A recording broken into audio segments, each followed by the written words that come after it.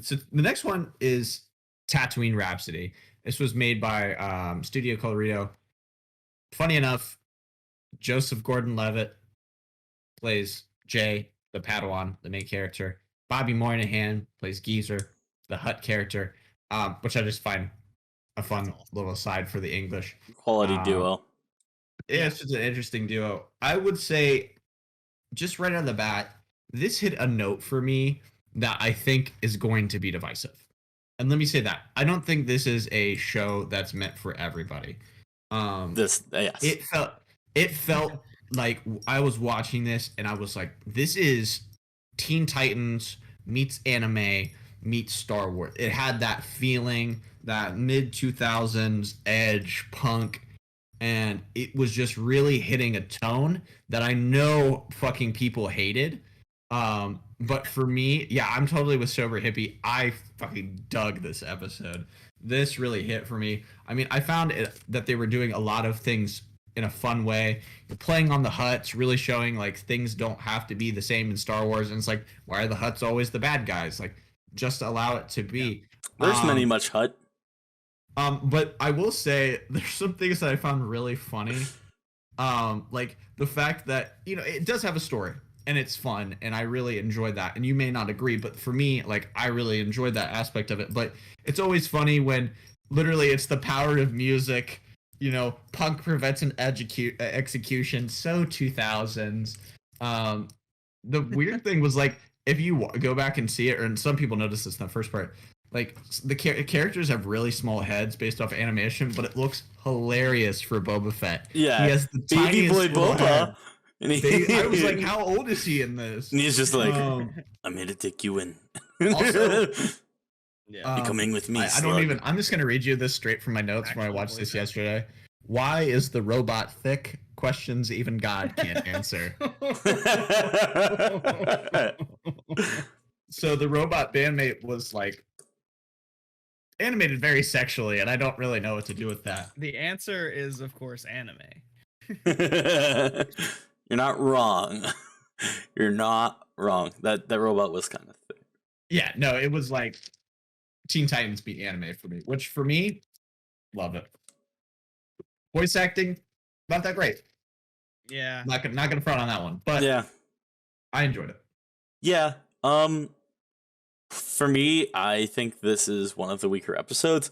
Not because it's one of those things where I recognize its quality. I enjoy it, but it's like if I'm definitely like, I'm gonna go back and watch most of these. This will definitely be the one I skip, despite how much I like it. I love the general concept. I love the animation. I love like most things about it. But it's also like, it's one of those things where I watched it and I was like, that would have been my favorite thing when I was like 7 or 8. Like, in terms of rewatchability, that's a good thing to talk about too. I like this a lot. I would watch this if there was more, just as like a very passive Saturday cartoon feeling. But exactly. It's not rewatchable for me. Yeah, and also I think you hit the nail right on the head. It was definitely cute. Yeah, it was cute. I want to know more about these characters. They're great. Anyways, go ahead, Jake. Sorry I cut you off. Oh, no, you're good. So I just think that this one, I have trouble envisioning this one like moving on and becoming a series, and like, so that's kind of like, it leaves me with a lot less to attach to, I guess. And like the way that it plays out to me is almost like, okay, this is done. Like, we're good now. Like, yeah, it's a short story. Yeah. And that's the thing. And that for some of these works for me, and some of these it doesn't. I did like that this was one of the ones that actually did fit in a short story format. It began and it ended, and you're like, okay, we're done. Yeah. I like that. I love that the lead. The music better. If I liked the music better, I think I maybe would like. That is very true. That was really my gripe. And it did feel like a teenage garage punk band at times. Yeah. So totally get that. Yeah, I loved one of my favorite parts was like when they were performing, but it goes all over Tatooine, and it's like the Biffs are there, they're rocking out to it. I love when like Jabba wags his tail, they go over to Obi-Wan's hut, like all sorts of like cool little things, and they're like, it's everything at the Boonta Eve. It's like, it just hits this like fun nods. Good level of like Tatooine nostalgia in general. Def majorly discount Fall Out Boy vibes. That's hilarious. I don't know. I think they were more red suit jumpsuit. That's kidding. That's hilarious. So what are our rankings, guys? What did you feel? Give us your out of 10 on this one. Okay, so for my last out of 10, I would say like in terms of like normal IGN scale, last one I thought was an 8. This one 6.5, 7. I'm somewhere in between there. It It's reminded me of a long Gorillaz music video. That's a great one.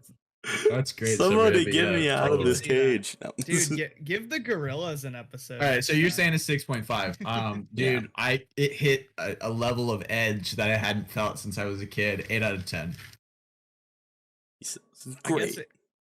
I guess if I'm not giving the same score twice in interest of keeping them in order, I'll say 4. It was slightly below the last one.